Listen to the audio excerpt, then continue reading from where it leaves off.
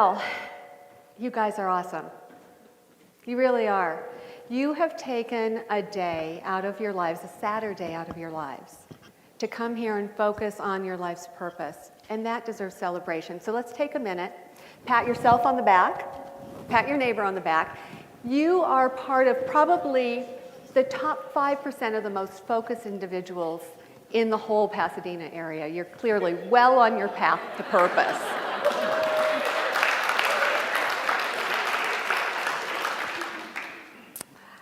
So I'm really honored to build on the work that Pina has done with you all around choice and Cheryl on intention as we add one more dimension, one more tool that might help to kind of turbocharge your life's purpose. So this afternoon, for these final couple of minutes, we're going to focus on focus.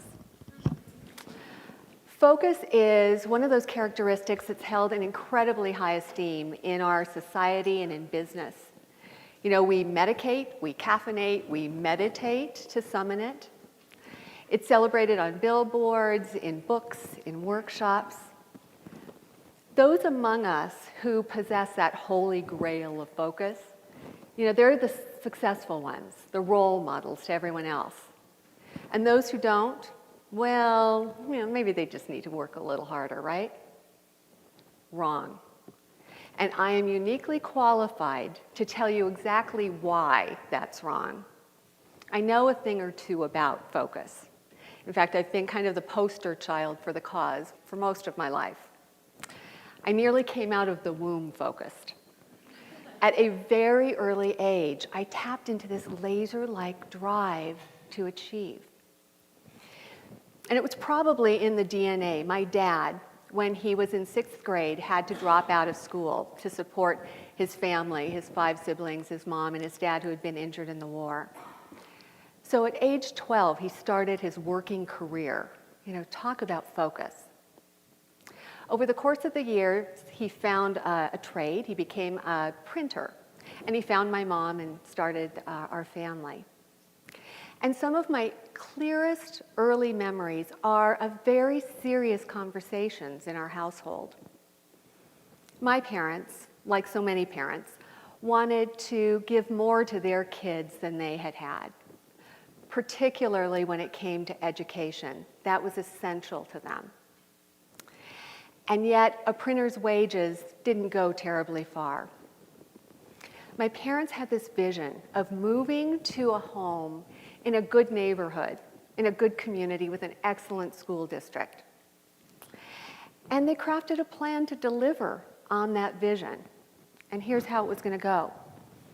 Dad was going to get a second full-time job to be able to fund the vision.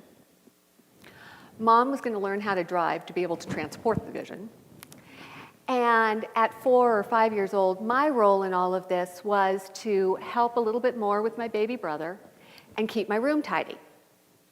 Now, it's taken years for me to figure out the room tidy thing. Had nothing to do with the whole move into the new neighborhood. It was just a bonus they negotiated in the process. Be that as it may, we all got focused. That's what was going to be required to pull this plan off. So pretty soon, Dad got that second full-time job and started a schedule that I have to say is unfathomable to me today. But all the time I was growing up, it's just how it was. Before I woke up at 6 o'clock in the morning, Dad was already out of the house on his way to job number 1. And long after I had gone to bed at night, well after midnight, he came back from job number 2. The man was focused. And before long, we were moving into that new house in that great neighborhood with the good schools. And on moving day, I set an intention. I decided at that point I needed to get focused, that I needed to make sure that their investment, that their sacrifices paid off. I needed to make them proud. I, too, was going to be focused. And in my 5-year-old little brain, focused equated to serious somehow. So my first order of business was to shed myself of my childish addiction to cartoons, because clearly that was not focused.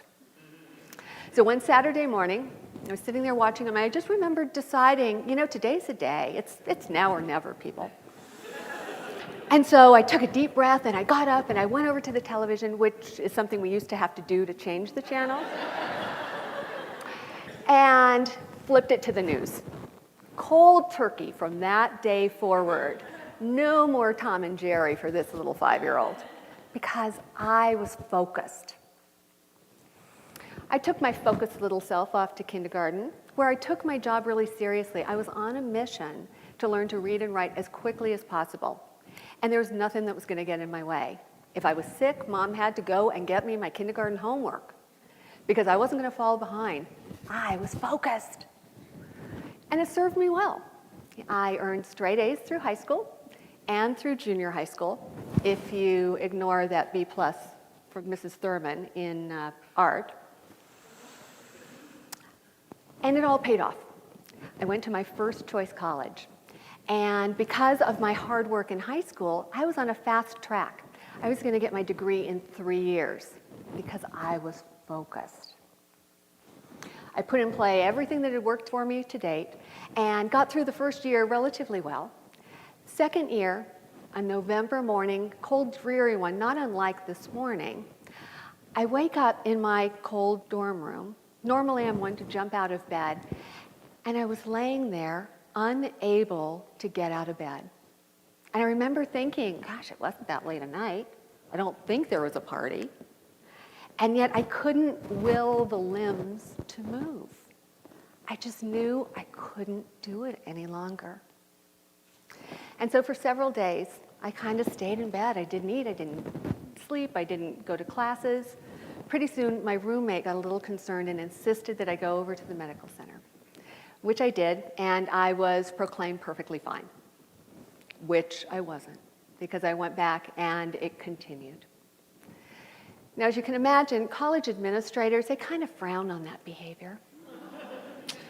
So pretty soon I found myself back home, doing the same thing, not eating, not sleeping, not doing anything.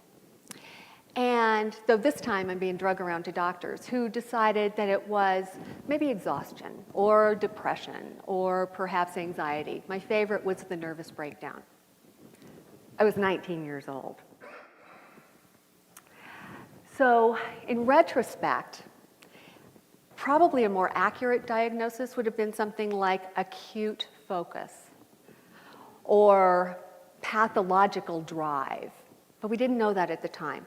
All I knew is that I was sitting on the sidelines, watching my peers who didn't seem like they cared nearly as much as I did. They sure weren't working as hard as I had. And I knew for certain they were not as focused as I was. And yet, they were graduating on time. And what for me started out as a 3-year journey to my degree ultimately took another 20 for me to achieve. And you know why? You guessed it. It's because I was focused. What I've really come to appreciate is that success isn't about the absence or the presence of focus in one's life. It's really about the nature of the focus. And mine, it was completely unsustainable. You know, I hit some of the milestones, but I missed the big deadline. I won some of the battles, but the important war was lost. As a society, we're beginning to embrace the importance of sustainability around the environment, business, energy. But we also have to think about the sustainability of our personal energy when it comes to the focus that we deploy against our goals and our vision and our purpose in life. Unfortunately, many of us, as a result of our upbringing and school and business experiences, we've honed a potentially dangerous form of focus, what I refer to as forced focus. And you know you've mastered this one when you find yourself frequently delaying getting that drink of water or running off to the bathroom until you do just one more thing. You know what I'm talking about. You know, when discipline becomes not just your middle name, but your first and last name as well. I mean, ask yourself for a minute, what does focus feel like to you? When I talk to people about this, I hear words like discipline and drive and determination and force of will. And I know for myself in my own life, no matter how wonderfully joyous my goals might have been, it always felt like a forced death march to achieving them. And forced death marches, by their very nature, not sustainable. But let's step back and look at definitions for a second, because according to physics, focus is nothing more than the point where rays of light converge. Rays of light. They're not heavy and hard and firm and immobile. They're light. They're energy. They're dancing. What if we could experience focus like that? What if we stopped beating ourselves up and forcing our way down our paths and let the light and the lightness carry us instead? What if we really could tap into a sustainable and softer, not a harder focus in service of our purpose and our goals? Now, I'm not talking about getting lazy and sitting back and letting your purpose take care of itself. Not that any of you who've chosen to be here today would likely fall prey to that. But what I am talking about is finding that place of joy and fun and receptivity where the lightness can clear the path and really enable the persistence and the rigor that's required to realize our results. In those 20 years of on-again, off-again college, I learned some hard lessons about my hard focus. And what I know today to be an absolute fact is that focus is not sustainable until or unless we figure out how to elevate the process that we're going through, the path that we're on, to the same level as that purpose and the goal that we're pursuing. You've heard that expression, the ends can't justify the means. The ends can't sustain the means either. Many of us have big, wild, audacious goals. And let's face it, we might not be here to see them realized. I think about my dad, who passed away years before I ever got that degree. Now, maybe just getting me through high school was a win from his standpoint.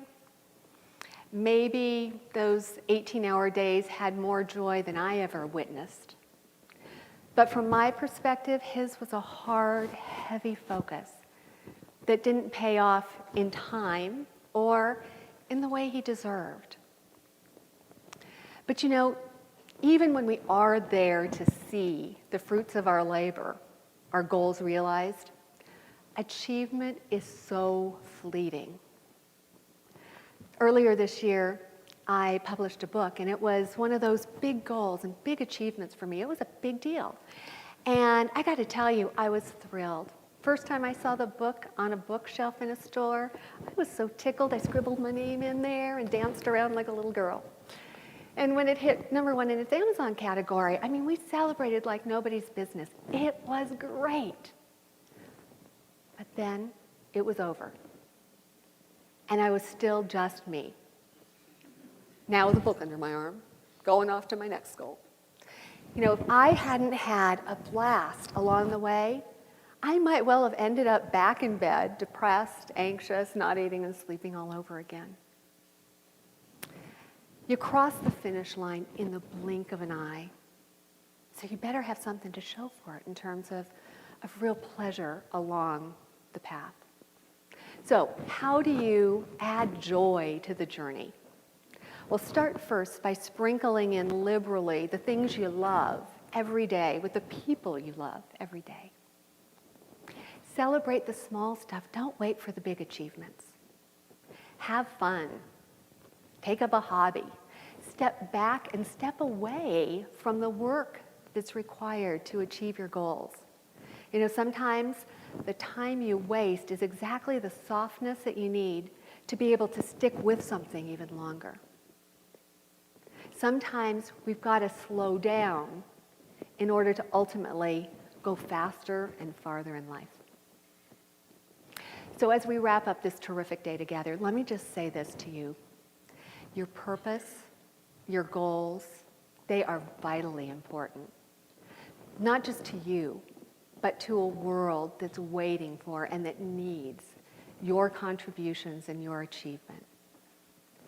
You can't afford to burn out before you deliver those, and you don't have to. Today, make a commitment to tapping into that sustainable, that softer rather than harder focus. Find that place where the joy and the receptivity and the fun clear the way and enable the rigor that you need to realize your results. Replace burnout with an approach that will burn strong throughout the course of your life.